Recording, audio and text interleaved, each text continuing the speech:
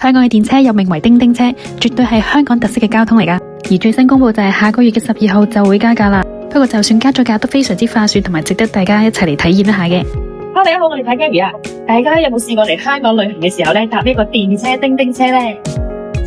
如果大家真係坐呢一個嘅話咧，就係建議大家咧係坐上層啦，因為上層嘅景觀咧就會靚啲嘅。係啦，咁我哋睇到好多即係車咧隔籬穿梭啦咁樣，咁呢個都係我哋香港嘅一個特色嘅交通工具嚟嘅。咁同埋佢同其他交通有少少唔同啦，就係平時去搭巴士啊，嗰啲情況咧，我哋就會係即係或者小巴咧，我哋都會係上車俾錢噶嘛。但係如果搭叮叮車呢個咧，我哋就係落車先俾錢嘅。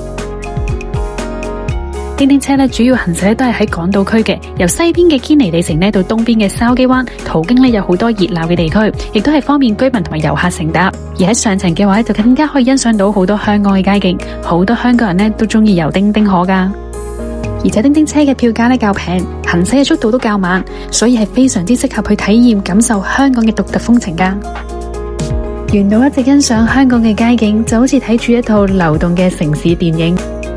仲要一路欣賞一路吹住風，真係好有 feel 噶。記住叮叮車係落車先俾錢噶。最後分享個小秘密你哋聽，當年迪生都係叫晒啲親朋好友 book 咗架叮叮車同我驚喜求婚噶。我哋下次分享再見啦，拜拜。